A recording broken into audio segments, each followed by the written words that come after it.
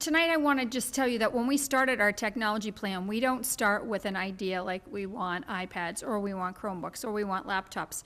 What we start with is our educational vision, and this is a statement of what the overarching vision is, and any decisions that we make regarding technology and how it's used in the instruction, how it's used to support instruction, are based on this overarching vision.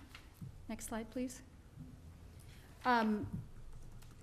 Again, we just wanted to emphasize that too often people think of technology as sort of like an electronic substitution, and we are really looking for technology to assist us in redefining how we do school so that we can raise the level of critical thinking that we're asking students to do, the project-based learning that we're asking students to do altogether. I'm not going to show this video tonight, but if you would like to at another time, you can take a look at this video that talks more in detail about the framework that we use.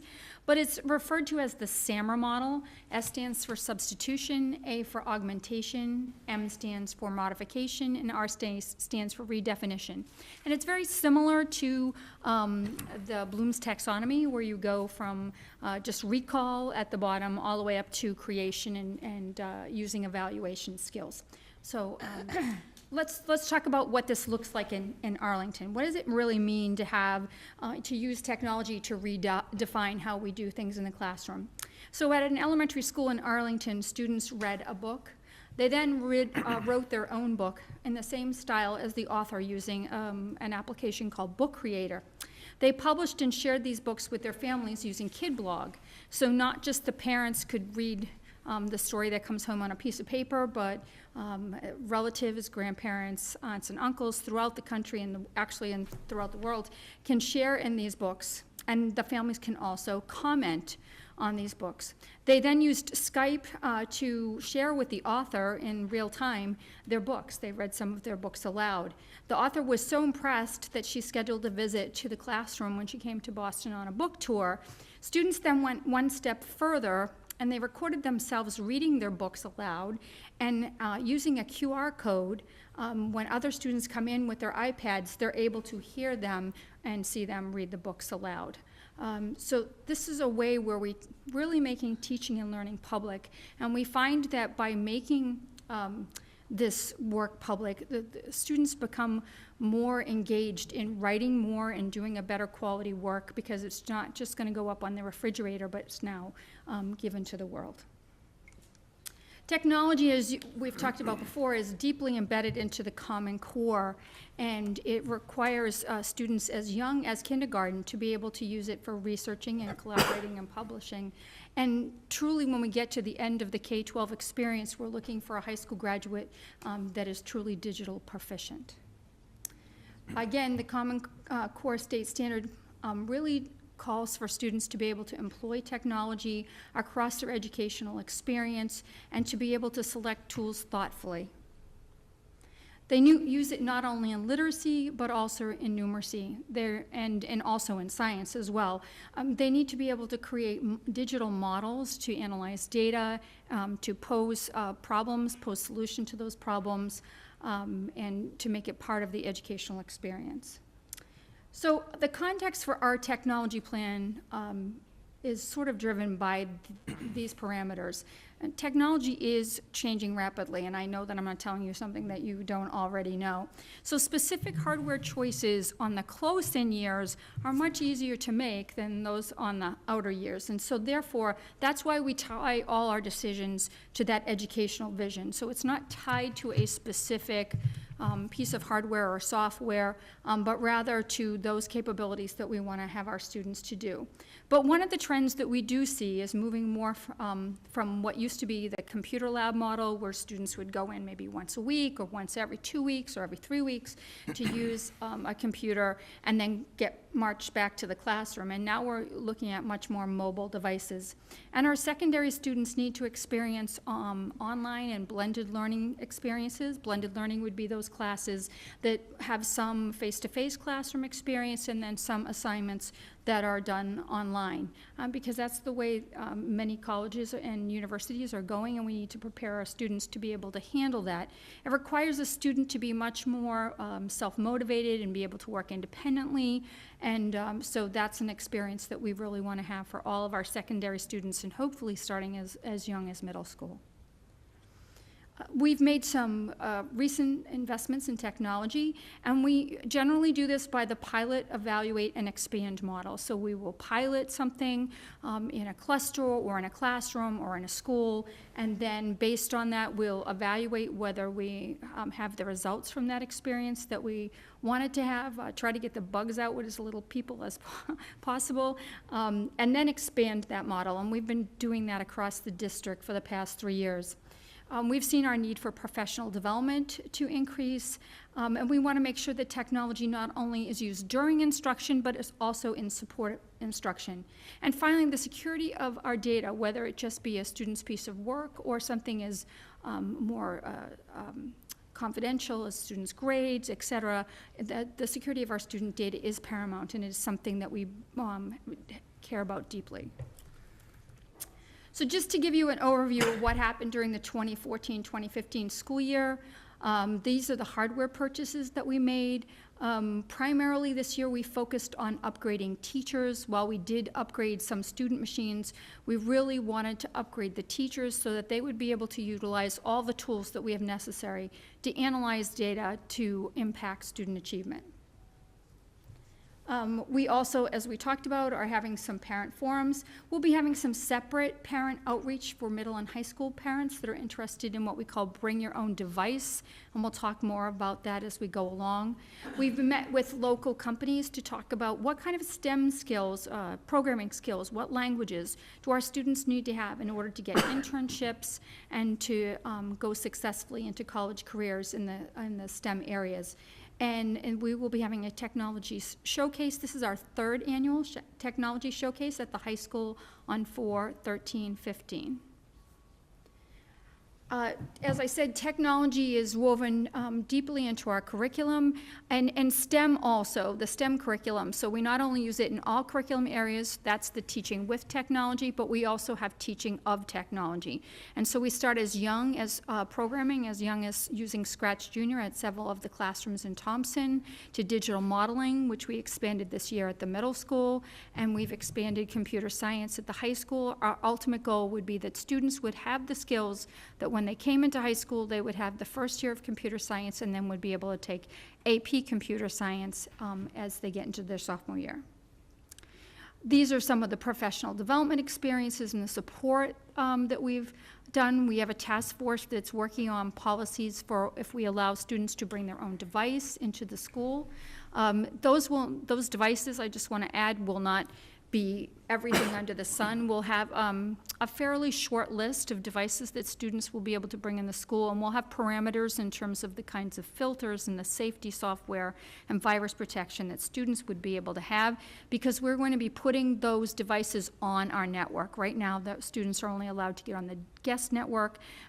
Next year, in very limited cases, we'll be allowing students to bring devices in and put them on our network. We're working with the staff at both the Audison and the high school, and we've provided PD to both groups to try to get a better picture about what the appropriate devices would be and the appropriate utilization and curriculum at the middle school and high school. As I said, we don't just use technology in the instruction, but also in support of learning. Right now, we have a piece of student analytics software that we're using primarily at the elementary school, and we've given a lot of training to the elementary teachers, and we're going to continue to do so. When we look towards next year, in terms of hardware, we'll be looking more at student devices, and the vast majority of the purchases next year will be to replace machines that are greater than 4 years old that are being used by students, and in some cases in 3 years old. We are not really looking to provide new devices in the sense that we will be replacing whole computer labs with the same kind of equipment that's already there, but rather that we'll be going to more of those mobile labs that we talked about. In terms of curriculum, we'll be continuing to expand the STEM curriculum at the elementary school. We want to make sure that all Audison students get at least 1/4 of digital modeling. In that class, students learn sequential thinking, they learn programming, they learn how to create websites, and learn a little bit about gaming and animation.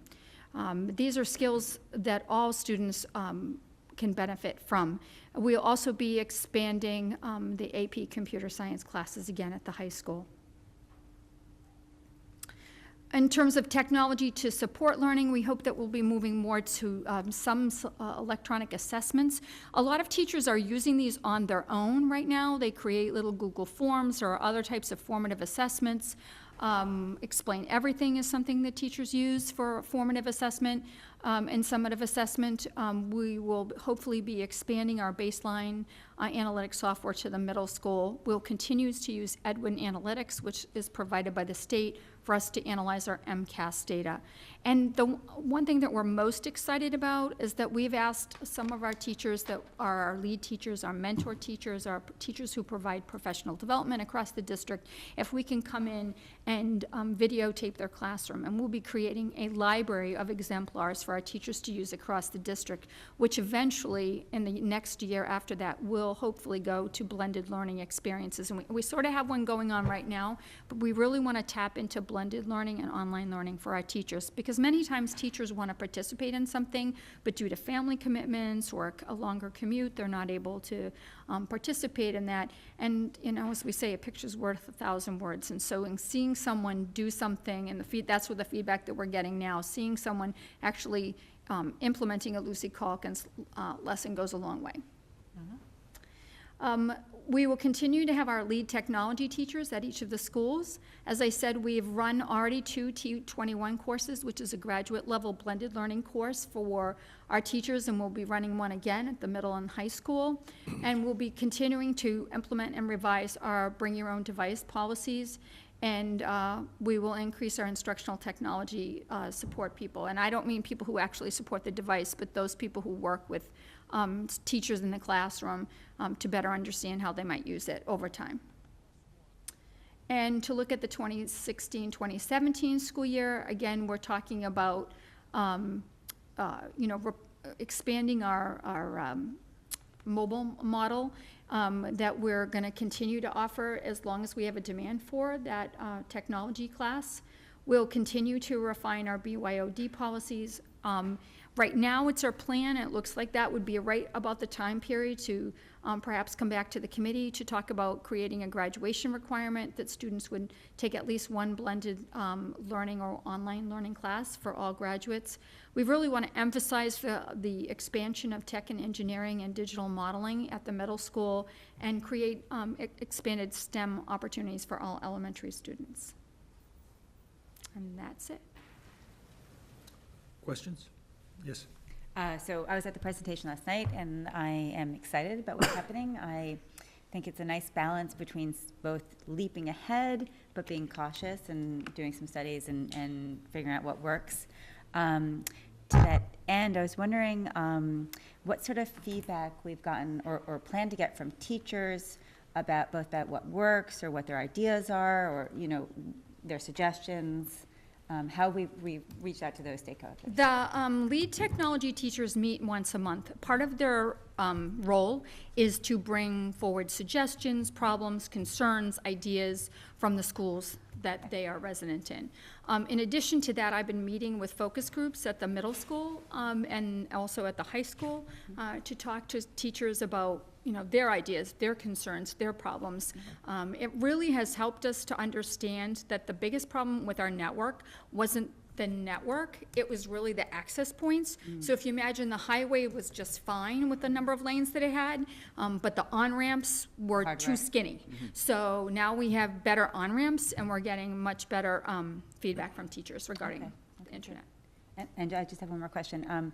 I know one of the things that the elementary level teachers came to us with in their budget requests was to ask for software to do better analysis of MCAS scores. And I was wondering, do we feel that baseline edge analytics and the Edwin analytics is sufficient for our needs, or do we still think that later on, there's another thing that we should be using that we may not be able to afford right now. Well, both those tools, I think, will allow us to look at MCAS data as well as local formative assessment data.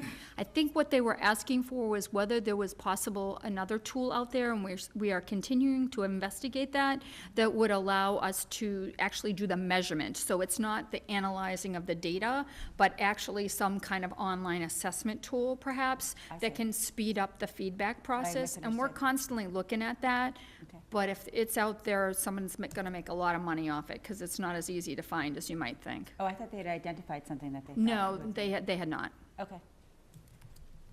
They were hoping we'd find something, and we're looking constantly. Ms. Starks? I wondered if CIAA had reviewed this. Did this go through that subcommittee? This, the curriculum, Technology, Yep. curriculum no, technology? it No, it hasn't. hasn't. But it can. It's, what we've been trying to do is solicit comments. And I think that once we have comments from here, from parents, we can, bring this to the committee. This is just a draft plan at this point, and we're really getting people's feedback on it. This is not the final plan. Right. It's very wondered if they- similar to what we've discussed in the past. There's not any Right. major groundbreaking changes from what we've discussed last year and the year before. But we had not had a formalized process for people to provide input, so we really wanted to do that. The plan is, the draft version of the plan has actually been on the district website, I think at least 3 weeks, if not longer than that right now. Cool. And my other question was, like, on a scale of 1 to 10, 1, we can easily achieve this, and 10, there is no way we can achieve this. How In terms of funding, is that what you're asking me? realistic is this? Just in general, anything? Are What obstacle, I guess that maybe What a are the better obsta- question is, what are the obstacles to making this happen at all? Like, whether it's funding, whether it's the existence of what we want, or? I think the existence of what we want is certainly there. I think that we did the right plan, or the right expansion plan by, as Ms. Sue said, that we, went fast but went slow, in the sense that we built momentum, but we were very cautious about what we did. Certainly, funding is always a concern. When I met with the capital committee last year, they asked for a 4 or 5 year plan, which I came to them with. They generously funded last year. They also generously funded this year. I think, it's always going to depend on what the capital committee has available. I mean, we're talking about the big monies being capital. I have to say that technology is getting to the point that it's not a nice to have anymore. It's a definite gotta have in terms of education. And so we look at those other things. For example, we've been going to digital textbooks, or, we can find simulators for graphing calculators. So if we were going to buy, most students at the high school level now bring their own graphing calculator. So that's just one example. But wherever possible, we look at where we can cut back on other things in order to be able to afford our expansion of technology. So I would say funding is probably the biggest thing. And to a small amount, would be nice to have. We have somebody at the high school that helps teachers in their classrooms. We have a person that works with the elementary school. She also does the middle school. It would be nice to have somebody that might do some work at the middle school. We have someone who's graciously given a lot of her time after school and on her prep periods volunteered to work with teachers. I don't think it's holding us back right now, but if we really want to get everybody on board, that might be something that we look at down the line. It wouldn't be a full-time, it would be a piece of a person. Make a comment. Assuming a positive vote of town meeting on the capital budget, next year will be a 10 in terms of whether we can achieve this. The years out depends upon, again, the amount of money. I think one of the things that we are seeing is an appetite and an interest in teachers using the devices, but if you have one iPad card shared at a grade, that can be a little bit of a struggle in terms of how you use it. So I think that is the one thing that will increase, is the interest in it, the wanting to do it, but perhaps the limitation. The other issue that Dr. Chesson had just alluded to is the support we have.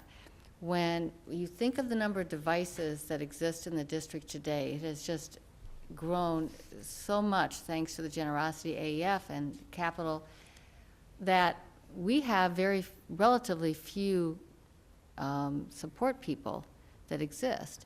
And we even have less in the terms of instructional technology. We have really half a person that is dealing with all of our elementary. Thank goodness we have our teachers who are become teacher leaders in this field, because otherwise this would be untenable. Will we need more support in the years to come? Most likely.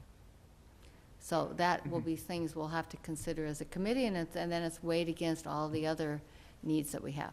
Right. No, I know. As a teacher, I mean, we were just having this conversation at my school, and they said, well, you know, what would you need why don't you use the computers or the iPads in your classes more? And I said, because they're not in my class. I have to sign up for them. That means that I have to find the cart in the morning, which is never where it's supposed to be. And then, you know, I have to hope that they're all working and that someone left it plugged in. You know, if it were in my room and I had it and I owned it, I would have the kids on them every day. I said, but you know, it's a hassle when you don't have enough, and I understand that problem. But I also know that we have a full-time technology support person just for teachers, not for the we have technology support people for the hardware, and we have technology support people for the teachers. Like, there's a full-time person just in our building for our school. So I know that's. Yeah, we have a half a person for K-8. Yeah, right. And we have 2 hardware support people for all of our elementary schools. Yeah. It's 2. Yes, Yeah. true. I Yeah. mean, one of the things that we've had to do because of that, first of all, we're very lucky, and that between the generosity of the AEF and years that it didn't snow, we're getting very close at the elementary to have 1 cart per every 2 teachers or every 3 teachers, which makes a difference. And last night, I also alluded to the fact that there's a huge difference in the students' respect for the equipment when they utilize it more often than if they use it on a rare basis. And we are very lucky in this district. We've seen very little breakage. But one of the things that we found that works out really well is in the schools that don't have one-to-one, is that we put somebody sort of in charge of the care and feeding of the cart, and they get to keep it in their room if they volunteer to care and feed it.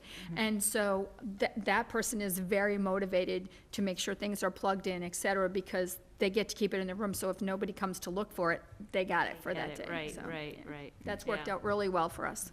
Oh, that's great. Also- Okay. Has there been any thought to do bulk purchasing for computers on the secondary level like universities and colleges do, and offer them at a bulk purchase rate? We already buy them off a state contract, so we're taking advantage of the price and the leverage through the state. Okay, I guess what I'm Talking asking. about reselling? He's talking about To students. the parents. The parents. Oh, the to parents. parents. Yeah, in other words, when my daughter, tell you how old she was, when she went to Syracuse 20 years ago, almost, she was required to buy a computer at that time.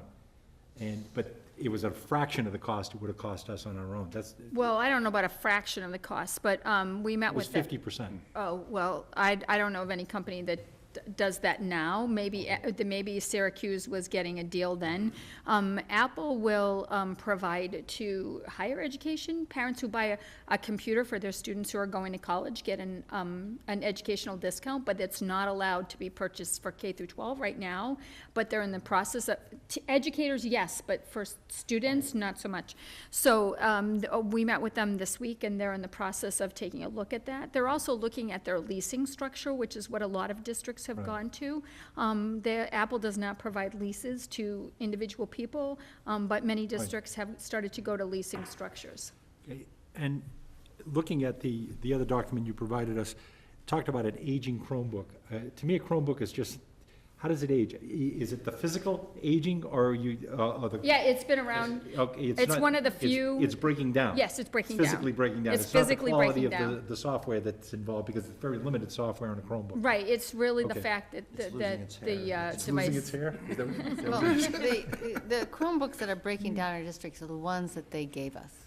And I think there's a little bit of a planned obsolescence with them. I think that the ones that we've purchased Are doing are well. doing better. Usually, when you think about aging in computers, you're talking about the ability for it to function in today's world, and because the Chromebook has limited. for Well, what it's- the operating I system understand. might Yeah, not be able to okay. be updated. I have a very, the bring your own device, and with and I don't want to overemphasize it to give anybody ideas, but the adaptability of students to circumvent securities and things of this nature. I'm very concerned about security on devices we do not control directly. Coming in, bring your own Well, device. that we and- would be controlling them because they, in order to go on our network, they have to go in our Active Directory. So in effect, we monitor while they're in the building what's going on. Okay, so they sign a document. In the building. giving When us they leave the access? building, the student can do whatever the parent allows, but. We have to control, and you may have already answered this. Do we lease, or we purchase all our equipment at this time? Right now, we purchase all our equipment. We're looking into some lease options. How about maintenance? Is that done in-house, or do we purchase maintenance agreements? We are self-indemnified, Which means, which means that Nothing. we, right, do our own. However, for example, on an Apple Care, on a iPad, the cost of an iPad is $379. Well, the Apple Care is $100. So per device? per device. So we made the decision 3 years ago that we could take that money that we would have spent on Apple Care and buy extra devices and then just swap them out if a kid has a problem with the device. So, just to clarify, you're not looking for a vote tonight? No. Okay, and you'll be coming back at a later date? At a later date, we would probably want you to endorse, approve this plan. And we need to go through the elementary forum, and we can also go to the subcommittee and have them take a look at it as well. But we will probably, certainly will be a month out at least before it's ready for your approval. This comes from the capital, Some, some comes from the capital budget, or all of it? What percentage can we get from the capital budget? Well, we We're get like 400,000 Yeah. is the ask from capital. 425,000 next Yes, year, isn't it? yes. 420, it's the bulk. And It's then how much is significant. AEF? Well, AF their goal is to raise 150,000. They've raised equal to that over the last 2 years. So, you But we know, may not be spending it all next year. I get Right. it, so it's a $525,000. In that vicinity, in the 500 probably. I just want to make sure that I'm clear that I to know. replace the devices that we currently have in place on a 3 to 4 year cycle, just to replace, is in the neighborhood of $350,000 to $400,000. Got it, okay. and how much are we budgeting beyond those two in our budget? We're not budgeting for We hardware. have a No, little dribs and drabs for hardware. We hardware. have software costs in the budget. Okay, Software costs and PD. okay, thank you very much.